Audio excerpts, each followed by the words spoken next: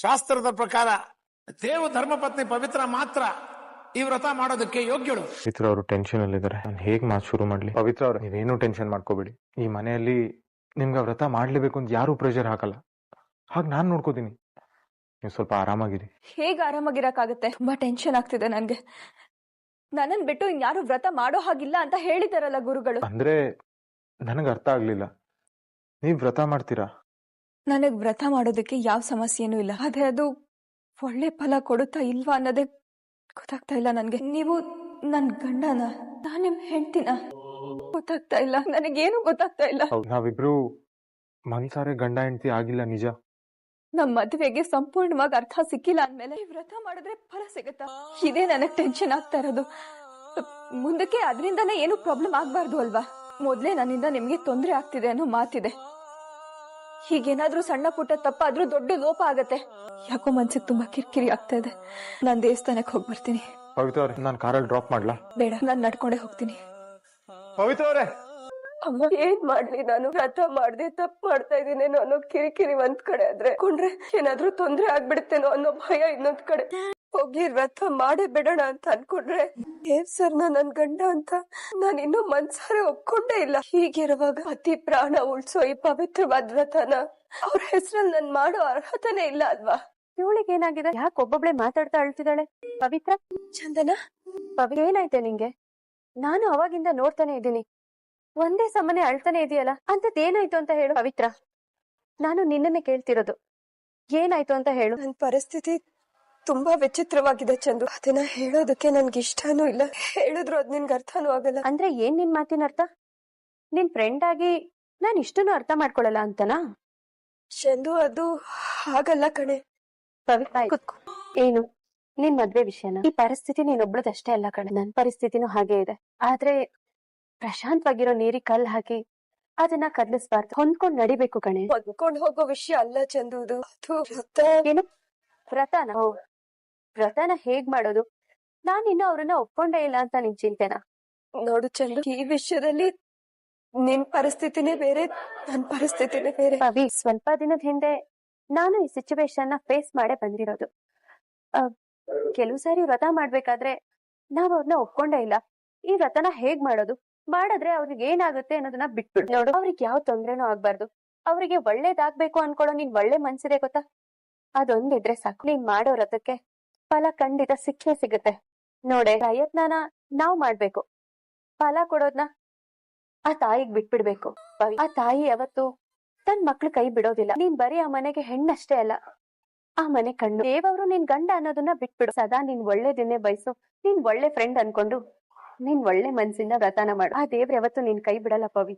ನೋಡು ಪವಿ, ಇನ್ಮೇಲೆ ಏನೇ ಪ್ರಾಬ್ಲಮ್ ಬಂದ್ರು ಇದೇ ತರ ಖುಷಿ ಖುಷಿಯಿಂದ ಫೇಸ್ ಮಾಡ್ಬೇಕು, ಸರಿನಾ? Thank you. ಇದೆಲ್ಲ ಬೇಕಾ? ಇದೆಲ್ಲ ಬಿಟ್ಟು ಏನ್ ಮಾಡ್ಬೇಕು ಅದನ್ ಮಾಡು. ಹ, ಏನಾದ್ರೂ ಇದ್ರೆ ನನ್ನ ಕೇಳು, ಸರಿನಾ? ಪವಿ, ಹರಿಯವರು ನನ್ಗೋಸ್ಕರ ವೇಟ್ ಮಾಡ್ತಿದ್ದಾರೆ, ನಾನ್ ಹೋಗ್ ಬರ್ತೀನಿ. ಸರಿ ಕಣ್, ಹುಷಾರ್, ಬಾಯ್. ನೋಡ್ರಿ ಅಕ್ಕರ, ಈ ಪುಣ್ಯಕೋಟಿ ವ್ರತ ಮಾಡೋದು ನನ್ಗಂತೂ ಸುತರಾಮ್ ಇಷ್ಟ ಇಲ್ಲ ನೋಡ್ರಿ. ಆಕೆ ವ್ರತ ಮಾಡಿದ್ರ ದೇವ್ಗ ಖರೇನ ಒಳ್ಳೇದಾಗೋದಿಲ್ಲ. ಹೌದು ಅತ್ತಿಗೆ, ಪವಿತ್ರ ವ್ರತ ಮಾಡೋದು ಬೇಡ. What is this? ದೇವ್ನ ಸೇವ್ ಮಾಡೋದಕ್ಕೋಸ್ಕರ ನಾನು ಏನ್ ಬೇಕಾದ್ರೂ ಮಾಡಕ್ ರೆಡಿ ಇದೀನಿ. ನೋಡಿದ್ರ ಅತ್ತಿಗೆ, ದೇವ್ ಅಂದ್ರೆ ನಮ್ರತ ಪ್ರಾಣ ಕೊಡೋದಕ್ಕೂ ರೆಡಿ ಆಗಿದ್ದೀನಿ ಅಂತಿದ್ದಾಳೆ. ಹೌದ್ರಿ ಅಕ್ಕರ, ಆಕಿಗೆ ಪೂಜೆ ಪುನಸ್ಕಾರ ಅಂತ ನಂಬಿಕೆ ಇಲ್ಲ ಅಂದ್ರು ದೇವ್ಗೋಸ್ಕರ ಎಲ್ಲ ವ್ರತನೂ ಮಾಡಕ್ ರೆಡಿ ಅದಳ್ರಿ. ಆಕಿ ಮಾಡಿದ್ರ ಯಾವ ಸಮಸ್ಯೆನೂ ಬಾಜುಕು ಬರಲ್ಲ ನೋಡ್ರಿ. ನಮ್ಮ ವ್ರತ ನೀನ ಮಾಡು. ಎಸ್ ಅತ್ತೆ, ನಾನೇ ಮಾಡ್ತೀನಿ. ನಮ್ರತ, ಇದರಲ್ಲಿ ನಿನ್ ಯಾವ ಪಾತ್ರನೂ ಇಲ್ಲ.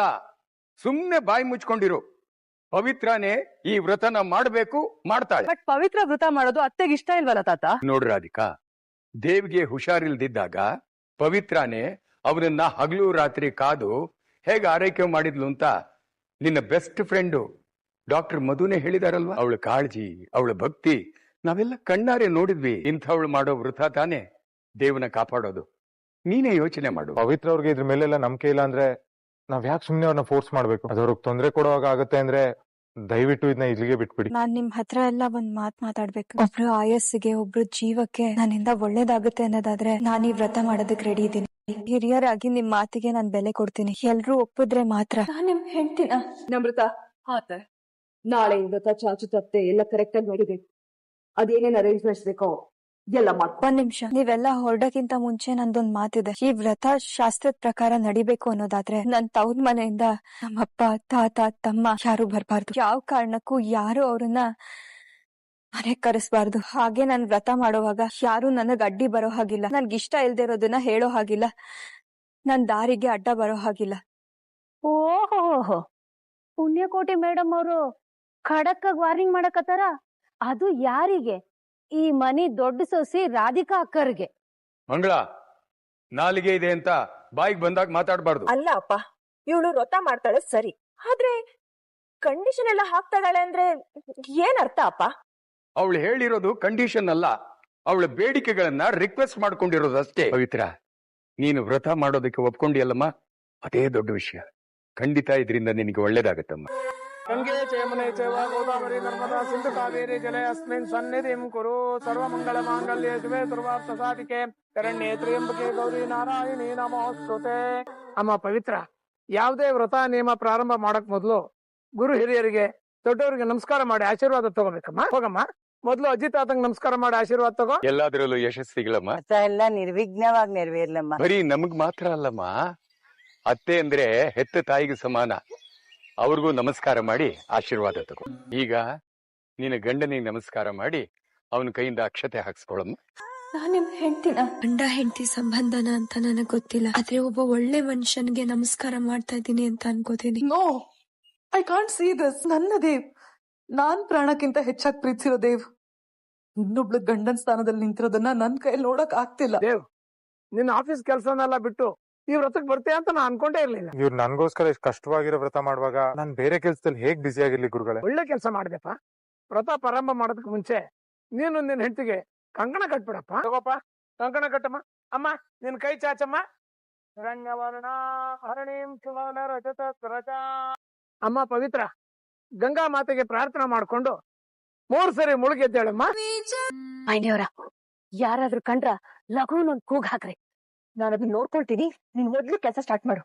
ಇವತ್ತ ಪುಣ್ಯಕೋಟಿ ದೇವ್ ಸಲುವಾಗಿ ಬರಿಗಾಲಗೆ ಹೆಜ್ಜೆ ನಮಸ್ಕಾರ ಮಾಡ್ಕೊಂಡು ಹರಕಿ ತೀರಿಸ್ತಾಳಂತ. ಹರಕಿ ಅದ್ ಹೆಂಗಾಕಿ ಮೆಟ್ಲು ಹತ್ತತಾಳ ನಾನು ನೋಡಾಬಿಡ್ತೀನಿ. ಈ ಗಾಜಿನ ಚೂರುಗಳು ಆಕಿ ಪಾದಕ್ ಹೊಕ್ಕೊಂಡು ರಕ್ತ ಚಿಮ್ಕೊಂಡು. ಮಂಗಳ, ಇದು ನಿಜವಾಗ್ಲೂ ಕೆಲಸ ಮಾಡತ್ತಾ?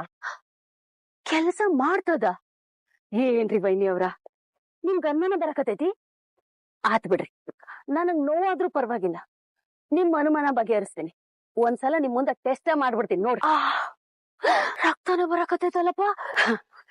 ನೋಡ್ರಿ ವೈನಿಯವರ, ನಾ ಬರೀ ಬೆರಳು ಆಡ್ಸಿದ್ನಷ್ಟ ಚುಚ್ಕೊಂಡ್ ರಕ್ತನ ಬಂದ್ಬಿಡ್ತು. ಇನ್ ಆಕಿ ತನ್ ದೇಹದ ಭಾರನೆಲ್ಲ ಕಾಲ್ ಮೇಲೆ ಹಾಕೊಂಡು ಹೆಜ್ಜೆ ನಮಸ್ಕಾರ ಮಾಡ್ತಾಳ. ಆಕಿ ಕಾಲ್ಗೆ ಹೆಂಗ್ ಚುಚ್ಬೇಕ್ ಹೇಳ್ರಿ?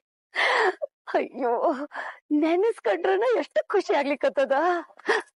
ಬರೀ ರಕ್ತ ಅಷ್ಟ ಅಲ್ಲ, ಆಕಿ ಪ್ರಾಣನ ವಿಲವಿಲ ಅಂತ ಒದ್ದಾಡ್ಬೇಕು. ಹಂಗ್ ಮಾಡ್ತೀನಿ ನೋಡ್ರಿ, ಹೊಸ ಐಡಿಯಾ. ನೋಡಮ್ಮ, ಭಕ್ತಿಯಿಂದ ಪ್ರಾರ್ಥನೆ ಮಾಡ್ಕೊಂಡು ಹೆಜ್ಜೆ ನಮಸ್ಕಾರ ಶುರು ಮಾಡಮ್ಮ. ಅಯ್ಯೋ, ಯಾರೋ ಪಾಪಿಗಳು ಗಾಚಿ ಅಲ್ಬಿಟ್ಟಿದ್ದಾರೆ ಕಣೋ ದೇವ್. ನೋಡು ನೋಡು, ಅವಳ ಕಾಲಲ್ಲಿ ರಕ್ತ ಬರ್ತಾ ಇದೆ. ನಿಮ್ ಕಾಲಲ್ಲಿ ರಕ್ತ ಬರ್ತಿದೆ, ಸಾಕು ನಿಲ್ಲಿಸ್ರಿ.